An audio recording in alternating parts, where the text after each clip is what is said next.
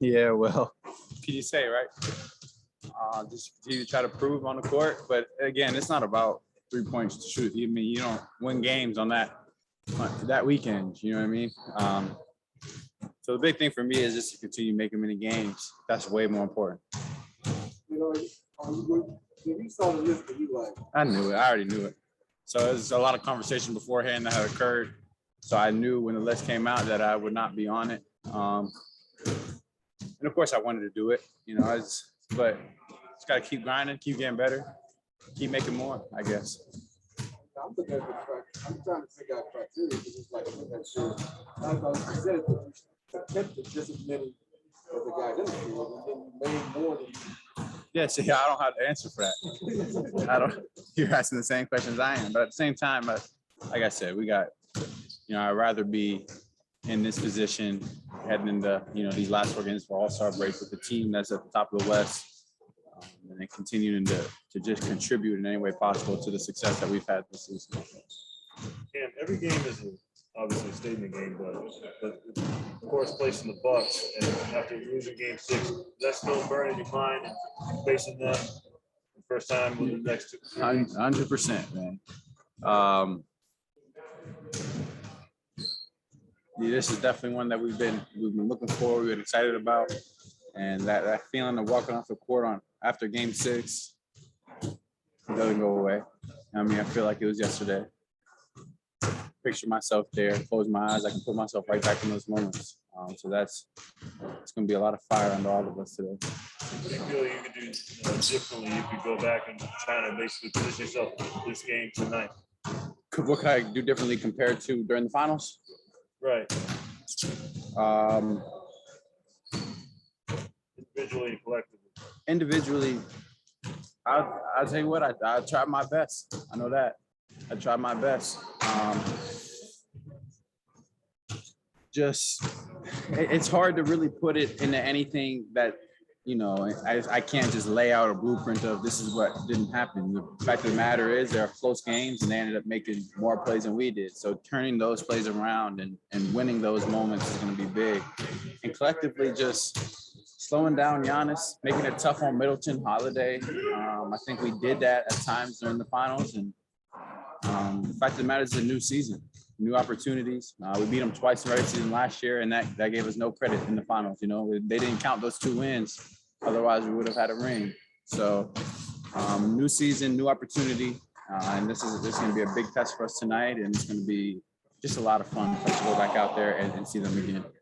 Cam, correct me if I'm wrong, but I think you said in another interview that you were, I don't know if you were watching the games back, but you were definitely discussing with the guys, like there was that, like, is there anything we could have done differently kind of conversations? At what point in the summer did you kind of like move on, quote unquote, as much as you could? No, we didn't move on. It's the same. We still have the same discussions. So this year they have very slightly different personnel. No PJ, no Brooke right now. And so that does change some things. But they got guys that can shoot the ball like Grayson that they added in. And, Pat's been shooting the ball well.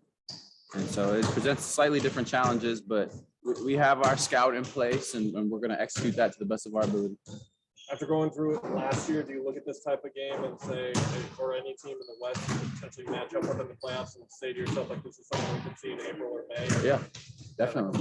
Definitely. You think about it. We after getting to the finals one time, you want to get back bad. You want to get back bad, and you understand that the road to get there is not easy, and you have to focus day by day, game by game. So obviously tonight is the biggest game of the season for us right now. But you're always aware of who you can run up against when you got to beat them 4 times. And we got guys that are really high IQ guys that really process the game. So it's not just a looking ahead thing. It's just how can we be better? How can we take advantage of what they do in certain situations? And how can we have a competitive advantage against these teams? For the trade deadline, are you the type to kind of just put your phone away and relax, or are you the type to be a fan and kind of follow along as the deal's going? I'm following along. I have but I'm not on Twitter. The funny thing is my girlfriend, who is kind of newer to the basketball world, she sends me all the trades as they occur. So she gets the trades to me, and she keeps me in the loop from the Twitter end of things, because that usually breaks everything. Did someone show you Ochocinco, by the way? I meant to ask you that. Yeah, that was pretty cool. That's I'm cool. gonna try to get in touch with him and send him a jersey or something. You know, I had his jerseys growing up, and that was a big motivating factor for me to get my own professional athletic jersey. Unfortunately, I can't have C on mine. We talked about that, but I wish I could. But you know, it's pretty cool how it comes full circle like that. Not having that Twitter account, is that just for kind of peace of mind type thing? I've never been a big social media guy. Yeah. I just don't tend to do it. I like to stay away from it mostly. But I've thought about getting one, and I know there's a lot. Like I get messages even on Instagram all the time. I make a Twitter. Like every week I get 2 or 3. Make a Twitter. So I'm thinking about it, but I don't know. There's good reviews on it. There's bad reviews on it. People say it's a highly toxic place, and people say it's the funniest place on the internet. So I will say, from our perspective, the latter more with like Mikel and Book, they seem to have fun with it a lot. Well, the video of Mikel before the Bulls game, that one had me dying with his. I think you'd be good if you just like chose your avenue, right? Just like have the So, funny stuff but show so up. you can't stay away from toxic Twitter, is what you're saying. You can. But I feel like toxicity will somehow find its way in. You know, people start tagging me in random stuff, adding me with random stuff. I don't know. A lot of people don't have nice things to say. So you it's know? just. And you give them the forum to just say any mean thing they want. I don't need to hear what they say. So it's just like not looking at the comments. Right. You can do that. You control what you see. You Right. see the Mikel videos. Yeah. That's what I'm saying. You'll have fun. Yeah. Yeah. It's funny. There's some funny stuff on Twitter, but I don't know if because I might start firing back. At the same time, you're clean right now, and I want you to stay clean. Yeah, I'm clean. That's the thing. I'm clean. I don't got no blemishes on my record. I don't got no crazy tweets that somebody's gonna pull up 10, 15 years from now, 20 years from now. We have some. We have some. We're working. I do my homework. Clearly got his homework. I do my It homework. does look cool when they do like the starting lineup and tag. But I everyone. do have things that are tweetable in my head too. Okay. Like I have things that I do need to share, thoughts that I do need to share. So that's the other part of it. Like You'd be great.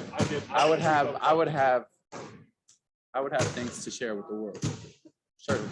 It does make you look cool though when they tweet out starting lineups and they tag everyone's Twitter and then it just says Cam Johnson. And Yeah. He doesn't have a Twitter. Yeah, I'm Twitterless. I'm Kind of next mysterious. level, yeah. It's kind of mysterious. advanced. Yeah. One last question for me. If you got, even though you're the best team in the league, you're still considered an underdog in a lot of ways. Yeah. But similar to the Bengals, your Bengals. Yeah. You know, any comparison you see between the two? I guess you could kind of like us last year, you know. We had to claw our way from towards the bottom of the standings, and we did it relatively quickly.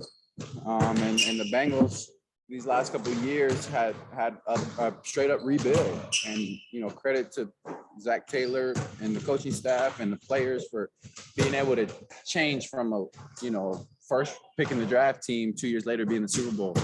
And teams they've been the underdog all playoffs all season. I think in the power rankings to start the season, they had to have been maybe bottom 4, bottom 5. So for them to make this is a big deal, but obviously from experience, I know that just making it is not good enough. You don't get any satisfaction from just making it and not coming away with that ring. It really hurts. Think about it every day. So for their sake, you know, I hope they can get it done because I know that sting. Thanks again. Good luck tonight.